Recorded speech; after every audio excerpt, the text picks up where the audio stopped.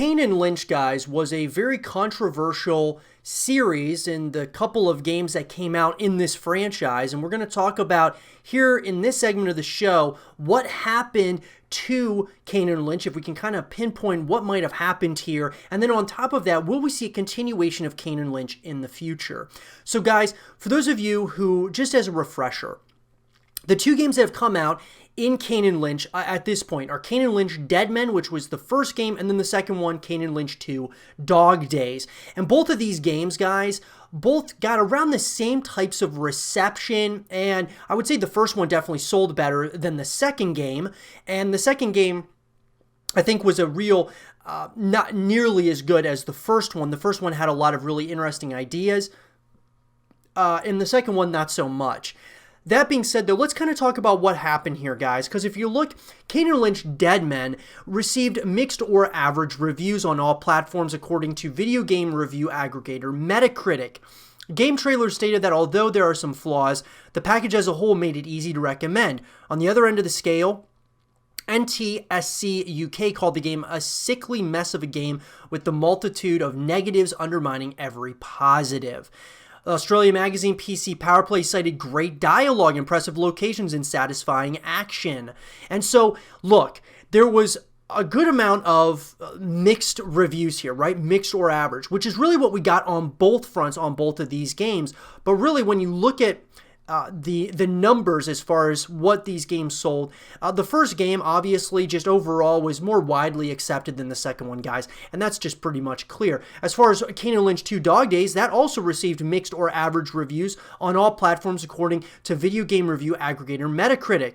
Nevertheless, it generally scored higher than its predecessor. In Japan, where the PlayStation 3 and Xbox 360 versions were ported for release on August 26, 2010, Famitsu gave it a score of 2 9s and 2 7s for a total of 32 out of 40. Now, in its debut week, Kane Lynch 2 went to number 1 in the UK all-format chart. In its second week, the game dropped to number 2 on the UK all-format chart despite sales increasing by a third. After less than 1 month on sale, the game dropped out of the top 10 of the UK all-format charts. Kane Lynch 2 has sold over 1 million copies worldwide. So 1 million copies, guys, I mean, that's definitely for a franchise that isn't, as big as some of these other franchises nowadays, that's a pretty good number. 1 million copies, that's not bad at all. But what I think, guys, the big question is when you look at the reception of these games, they're both mixed or average reviews. Nothing really stands out as to whether or not we are going to see a continuation here. In my opinion, guys, we had that first game, which was pretty good. It was different. I mean, it wasn't a great game, but it was a different kind of concept. And then the second one, to me, was definitely a turn for the worse for the franchise, even though it may have, there might have been some people that really enjoyed it. Others really didn't like it. But nonetheless, it was pretty much around the same. When we're looking at the scale as far as the reception and those, obviously, a lot of the reviews and all of those that came out, they're pretty similar with both of these games. So the question is why haven't we seen a continuation of this franchise if they're both selling, okay numbers? Maybe that was just something that Square Enix thought to themselves, like, we need to kind of focus our energies on other projects because this is only selling around 1 million copies. We have other franchises that are selling, multi-million copies. It's hard to say, guys, but in an article that was written by Screen Rant and by Padraig Cotter, Kane Lynch 3 updates. The first 2 games were fascinating but flawed shooters, but will the mismatched buddies return after, again, for Kane Lynch 3? Will the 2 despicable friends ever return for Kane Lynch 3? Kane Lynch has proven to be a divisive franchise. The original game was a third-person shooter that involved a mercenary named Kane who is forced to complete a job by ex-associates with the help of an unstable handler called Lynch. After a betrayal, the two must work together to survive. With the game being heavily inspired by Michael Mann movies Heat and Collateral. While the game had great writing, voice acting, and some fun levels, it suffered from wonky controls and bugs. It also became infamous when former GameSpot editor Jeff Gernsman was dismissed from the website for giving Kane Lynch Dead Men a mixed review, with publisher Eidos having heavily advertised the title on the site during its release. So, That was one of the controversies, guys, was obviously when the GameSpot editor, when he got fired essentially for what they were thinking was Eidos was actually getting involved with the reviewers, basically trying to get like higher reviews and such. At least those are, of course, the controversies that were kind of around this game. But look, there's been controversy around this series basically from the beginning, obviously with Kane Lynch Dead Men, but even with Kane Lynch 2. Kane Lynch still sold well, and sequel Kane Lynch 2 Dog Days found the pair involved in a job in China that goes very, very wrong. The game employed a handheld documentary style, which came complete with sound distortion and violent images like headshots being blurred.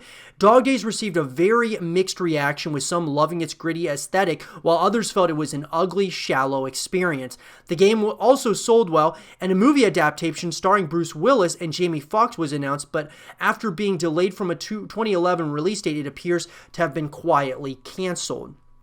So look, guys, I mean, when you really look at this, it's crazy to think that Kane Lynch was actually going to, after 2 games, was going to have a movie with Bruce Willis and Jamie Foxx in it. That's crazy, but of course that was canceled, probably because of just the nature that these games weren't really they were big, but they weren't big enough to say, maybe justify having a movie made out of them.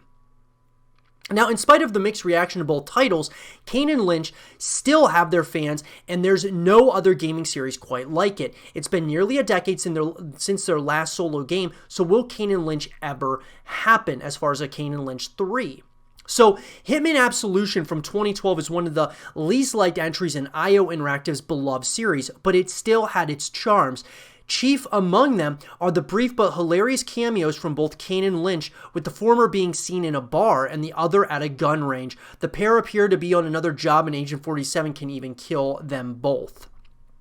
And then IO Interactive CEO Hakam Abrak revealed in a 2017 interview that following the developer's divorce from Square Enix, they lost the rights to Kane and Lynch. Kane and Lynch 3 was apparently once in development at IO Interactive, but the reception to both Hitman Absolution and Kane and Lynch 2 Dog Days resulted in it being canceled. Losing the rights makes it very unlikely IO will be involved in future titles in the series. So look, guys, it doesn't look really positive for Kane and Lynch 3 at this point. It's really hard to say. It's been a little while, and I don't think it was like really a strong enough franchise where people would maybe even remember these other 2 games that came out. At least, you know, with those next generation of consoles, I think it is a series that does deserve to coexist with other games, of course, in the genre. But at the same time, it's hard to say if, I mean, is it almost a little bit too little too late for a Kane and Lynch 3 to come out? Would it even sell very well in the next generation consoles?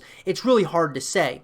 Sad as it is to admit, Kane and Lynch 3 is unlikely. Outside of the now canceled movie, there's been little to no sign of movement on the franchise since 2010, and the lingering negative reaction to both games means Square Enix is unlikely to see the value in spending the money to develop a 3rd game. So look, guys, all in all, here's pretty much what happened in my opinion. I think that this was a game, or a franchise really I should say, riddled with different controversies, a lot of mixed or, you know, average reviews. Some of those were significantly negative reviews as well. It's not even, you know, we have to, you know, call it as it is.